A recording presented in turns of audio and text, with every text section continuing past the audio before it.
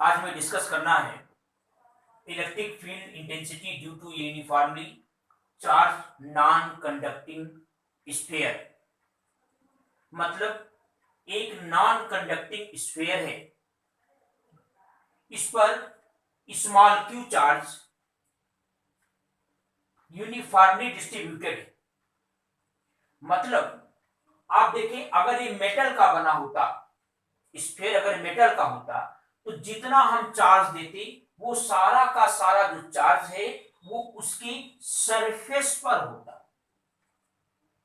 लेकिन ये non conducting material है, तो जो भी हम चार्ज दिए हैं वो उस पूरे स्फीयर के वॉल्यूम में इक्वली डिस्ट्रीब्यूटेड होगा। तो ये नॉन कंडक्टिंग है, कंडक्टिंग नहीं है। तो नॉन कंडक्टिंग में ये होगा कि जो हमने चार्ज क्यू दिया है वो इस पूरे स्फीयर पर यूनिफॉर्मली डिस्ट्रीब्यूटेड है। और मान लें इसकी जो स्फीयर है, स्फीयर के चार्ज की वॉल्यूम डेंसिटी रो है। वॉल्यूम डेंसिटी का मतलब है इस स्फीयर के पर यूनिट वॉल्यूम पर जितना चार्ज होगा वो चार्ज कितना है, रो है। हमें निकालना है, जैसे हमने स्फेरिकल सेल के लिए निकाला था कि अगर इसके बाहर कोई पॉइंट हो, यानी एक्सटर्नल या आउटसाइड ऑफ द स्फीयर अगर कोई पॉइंट हो तो वहां पर इलेक्ट्रिक फील्ड कितनी होगी। सेकेंड केस में अगर वो पॉइंट इस स्फीयर के सरफेस पर हो तो वहां कितना इलेक्ट्रिक फील्ड होगा। और थर्ड केस में अगर पॉइंट स्फीयर के अंदर हो, इनसाइड, तो वहां पर कितना इलेक्ट्रिक फील्ड होगा। तो देखें, जैसे आपने उसमें पढ़ा था स्फेरिकल सेल में, स्फेरिकल सेल में याद करें, ऐसे हमने क्यू चार्ज दिया था जो इसकी सरफेस पर था। तो देखिए, जैसे कल हमने देखा था स्फेरिकल सेल था, स्फेरिकल सेल के बाहर आउटसाइड अगर कोई पॉइंट था, इस पॉइंट पर हमें इलेक्ट्रिक फील्ड निकालने के लिए हमने क्या किया था कि यहां से एक गॉसियन सरफेस हमने लिया था जिसका सेंटर वही है जो इस स्फेरिकल सेल का था। तो इसका कितना आया था, 1/4πε0 Q/r², जहां r है इस पॉइंट के सेंटर से दूरी, इस पॉइंट की सेंटर से डिस्टेंस। उसी प्रकार से देखें, अगर हम इसके आउटसाइड में कोई पॉइंट लेते हैं तो यहां जब पॉइंट लेंगे तो यहां से जब हम एक गॉसियन सरफेस ड्रा करेंगे तो इस गॉसियन सरफेस के अंदर जो टोटल चार्ज होगा वो क्यों होगा। जैसे यहां था, यहां जो हमने गॉसियन सरफेस लिया था इसके अंदर जो टोटल चार्ज है वो क्यू था। यहां भी इस गॉसियन सरफेस के अंदर जो टोटल चार्ज है वो क्यू है।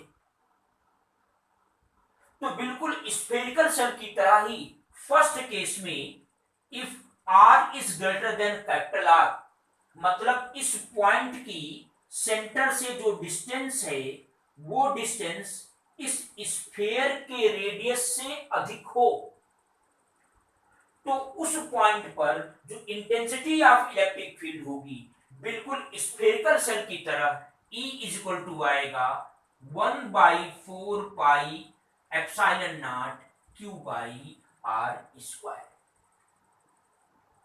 सेकेंड केस में जब हमने पॉइंट को सरफेस पर लिया था, तो सरफेस पर लिया था सेकेंड कंडीशन में if r is equal to capital R, तो यहां भी इंटेंसिटी कितनी आई थी, E is equal to 1/4πε0 Q/r²।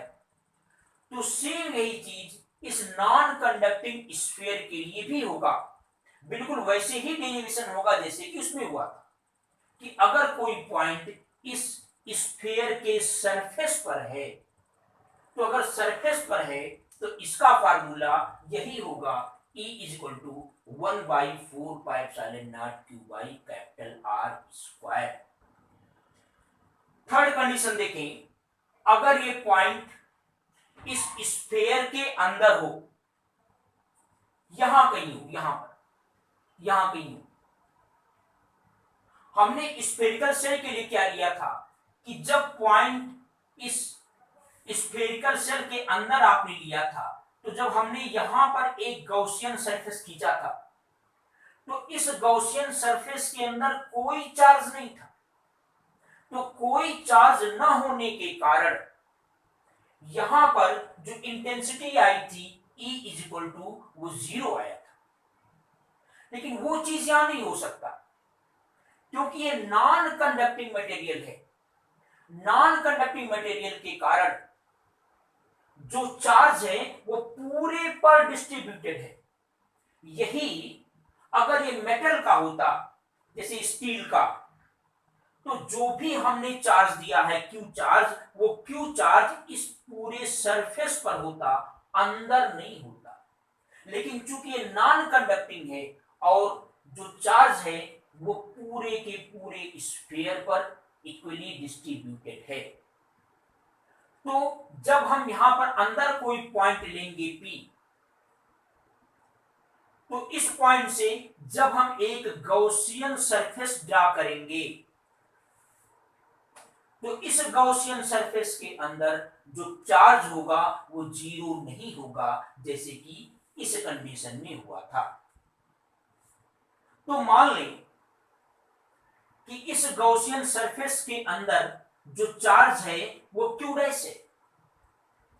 पूरे स्फीयर पर जो चार्ज है वो Q है, और इस गॉसियन सरफेस के अंदर जो चार्ज है वो Q डैश है।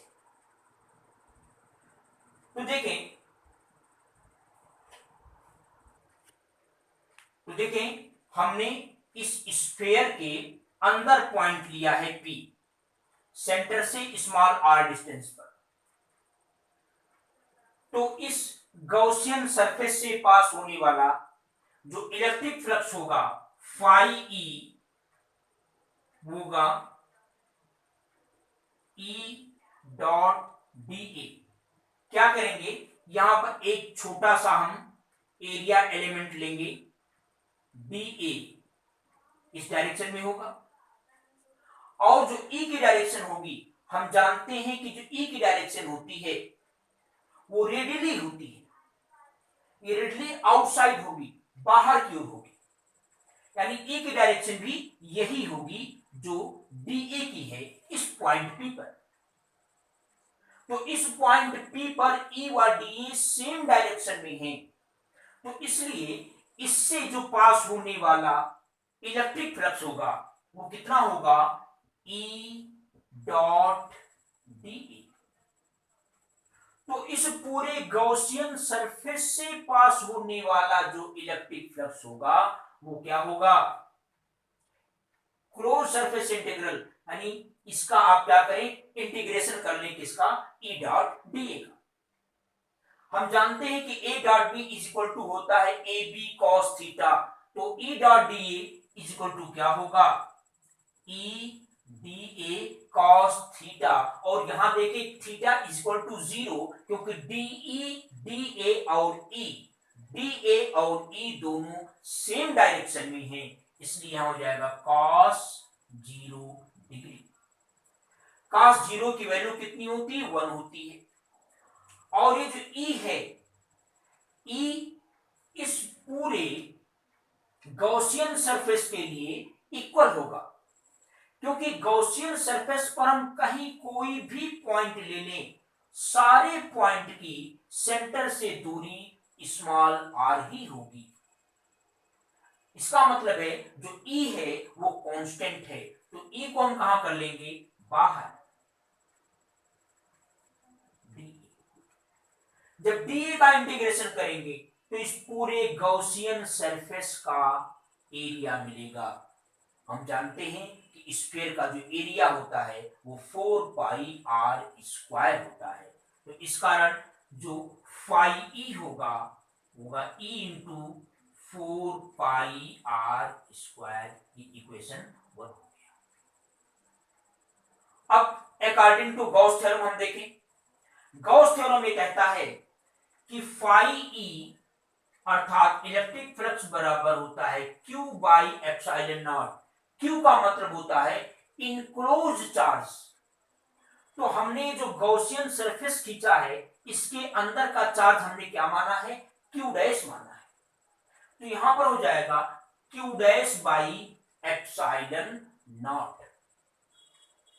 अब देखिए Q डैश की वैल्यू कैसे निकालेंगे? Q डैश की वैल्यू निकालने के लिए आप ये करें, हमने ये पहले माना है कि जो इसकी वॉल्यूम डेंसिटी है वो कितनी है? रो है। मतलब पर यूनिट वॉल्यूम पर जो चार्ज है वो रो है। तो इस गॉसियन सरफेस पर ये जो आपने एक स्फीयर माना है, इस पर कितना चार्ज होगा? इसका जो वॉल्यूम है वो कितना है? 4/3 पाई आर क्यूब। इतने का जो वॉल्यूम है वो 4/3 पाई आर क्यूब है। और पर यूनिट वॉल्यूम का जो चार्ज है वो है रो। तो इसलिए इस पर जो चार्ज होगा Q डैश होगा 4/3 pi R cube into rho. तो जहां पर Q डैश है वहां पर इतना लिखेंगे। कितना लिखेंगे? देखें, 4/3 pi R cube rho by epsilon naught. ये हो गया, ये phi E is equal to आया। तो इन दोनों इक्वेशन से आप देखें, दोनों को इक्वल करेंगे तो E into 4 pi R square 4 pi R cube rho by 3 epsilon naught. 4 pi cancel हो जाएगा। यहां देखें E इज इक्वल टू आएगा कितना? आर स्क्वायर से इसका 2 पावर निकलेगा, R rho by 3 epsilon naught. ये E की वैल्यू आई। अब फिर देखें रो की वैल्यू कैसे? रो को हटा करके हम Q के फॉर्म में कैसे कर सकते हैं? इसके लिए जरा देखें, हमने ये माना है कि इसका जो वॉल्यूम डेंसिटी है वो कितना है? रो है। पूरे जो आपने नॉन कंडक्टिंग जो स्फीयर लिया था, इस पूरे पर जो चार्ज था वो कितना था? Q। अब पूरे का जो वॉल्यूम है वो कितना था? 4/3 पाई आर क्यूब। तो इस पूरे नॉन कंडक्टिंग स्फीयर पर इतना चार्ज है और उसकी वॉल्यूम इतनी है, तो पर यूनिट वॉल्यूम पर कितना चार्ज होगा? Q बाई इतना, जिसको हमने रो से शो किया था।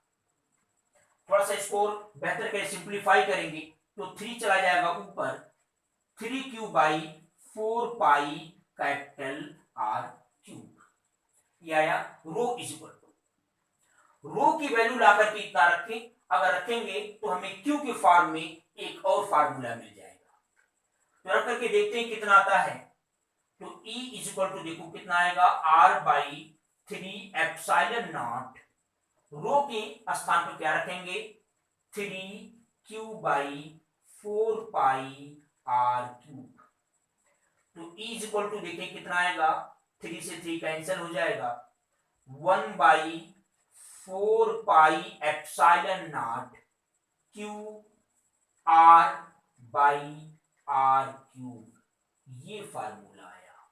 ये आया स्मॉल q के फॉर्म में। स्मॉल q का मतलब है जो टोटल आपने ये लिया था स्फीयर, नॉन कंडक्टिंग स्फीयर, तो टोटल पर जो चार्ज था वो स्मॉल q था।